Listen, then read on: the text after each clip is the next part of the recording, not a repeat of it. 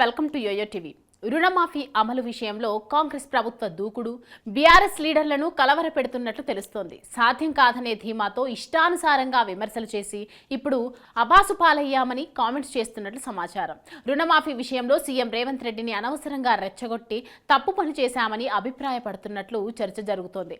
మిగతా హామీలను కూడా అమలు చేస్తే తమ పార్టీ భవిష్యత్తు ఏంటి అని మదన పడుతున్నట్లు ప్రచారం. అయితే లోక్సభ ఎన్నికల సమయంలో రుణమాఫీ అంశాన్ని బీఆర్ఎస్ ప్రధాన అస్త్రంగా చేసుకున్నది. ఆగస్టు 15 లోపు రుణమాఫీ చేస్తే మా పదవులకు రాజీనామా చేస్తాం, లేకపోతే రేవంత్ సీఎం పదవికి రాజీనామా చేయాలని ప్రతి పబ్లిక్ మీటింగ్ తో సవాలు విసిరారు. అందుకు సీఎం రేవంత్ రెడ్డి స్పందిస్తూ ఎస్ తప్పకుండా రుణమాఫీ అమలు చేసి తీరుతాం, బీఆర్ఎస్ లీడర్లు రాజీనామాకు సిద్ధంగా ఉండాలి అని ప్రతి సవాలు విసిరారు. పార్లమెంటు ఎలక్షన్స్ పూర్తయిన మరుసటి రోజు నుంచే కాంగ్రెస్ ప్రభుత్వం రుణమాఫీ అమలుపై ఫోకస్ పెట్టింది.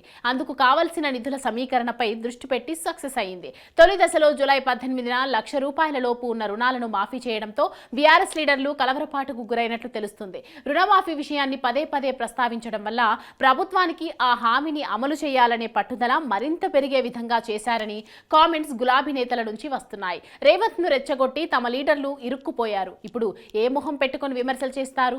ఇప్పటి నుంచైనా విమర్శలు చేసే ముందు జాగ్రత్తలు తీసుకోవాలని ఓ మాజీ మంత్రి అభిప్రాయపడ్డారు. ఓవైపు సొంత పార్టీ ఎమ్మెల్యేలు కాంగ్రెస్ లోకి వరుసగా చేరుతున్నారు. ఇలాంటి సమయంలో పార్టీ కేడర్లో మనోధైర్యం నింపడంపై ఫోకస్ పెట్టాలి. త్వరలో జరగనున్న లోక్ బాడీ ఎన్నికల్లో పార్టీ తరపున పోటీ చేసేందుకు స్థానిక లీడర్లను సిద్ధం చేయాలి. కానీ వీటన్నింటినీ పక్కన పెట్టి కేవలం కాంగ్రెస్ సర్కార్పై విమర్శలు చేయడమే పనిగా పెట్టుకుంటే ప్రజల్లో నవ్వుల పాలు అవుతామని అభిప్రాయాలు పార్టీలో వినిపిస్తున్నాయి. కనీసం 2.5 సంవత్సరాల పాటు ఎలాంటి విమర్శలు చేయకుండా పార్టీ బలోపేతం కోసం దృష్టి పెట్టాలని డిమాండ్స్ ఉన్నాయి. ఆగస్టు 15 లోపు రుణమాఫీ అమలు చేస్తే రాజీనామాలు చేస్తామని ప్రకటనలు చేసిన లీడర్లు అందుకు రెడీగా ఉండాలని సీఎం రేవంత్ రెడ్డి ప్రస్తావించడంతోనైనా తమ పార్టీ లీడర్లలో మార్పు రావాలి అని గులాబీ కేడర్ కామెంట్ చేస్తోంది.